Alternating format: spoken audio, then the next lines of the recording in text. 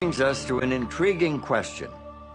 If the first century Christians observed the Sabbath of the Old Testament, the seventh-day Sabbath of creation and the fourth commandment, why do most Christians today observe Sunday? When did the change from Saturday to Sunday take place? Does the biblical record provide any clue? The first 4 books of the New Testament are among the oldest Christian documents. St. Mark wrote his book first, a report on the life of Christ. That was 55 AD or later. The writings of Saints Matthew and Luke probably date to sometime between the late 60s and AD 80. St. John, the last surviving original disciple of Christ, wrote his book near the end of the 1st century.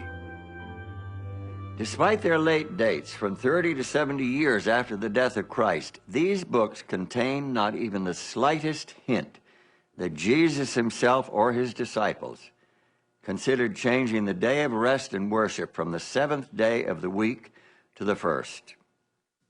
It's especially significant that New Testament writers never refer to the 1st day of the week as a Sabbath. To them, the 7th day was the Sabbath. And this is consistent with all of the other evidence that to the end of the 1st century, Christians were worshiping with Jews in the synagogue on the Sabbath. About 95 or 100 AD, a change was made in the synagogue service.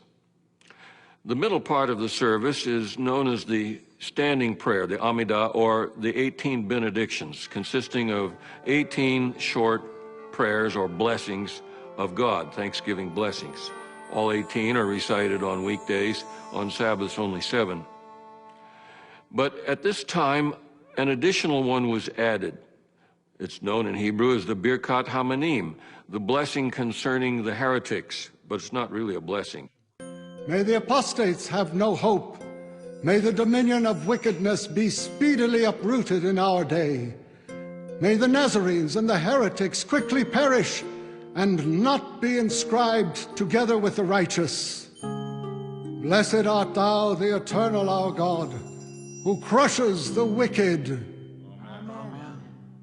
It smoked out the Christians because anyone could be asked to lead out in the recitation of this. Anybody, or everybody was supposed to say Amen at the end of each one.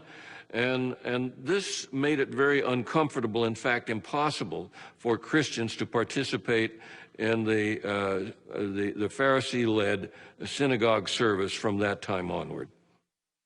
The evidence of this synagogue prayer helped sharpen our picture of 1st century Christians. It's clear that they were keeping the Sabbath right along with their Jewish brothers. So now the Jews were becoming less tolerant of Christians, but Christians themselves were beginning to question the value of their connection to Judaism. In the early church literature, Christians are really desperate to separate from Judaism and to distinguish themselves. As a result, there is the appearance of a great deal of anti-Judaism or anti-Semitism. Some of it is invective, nasty comments about Jews. Some of it is pushing away from what they saw as Old Testament religion. There were practical reasons for the Christians to distance themselves from the Jews. No doubt they were swept up in the current of anti-Jewish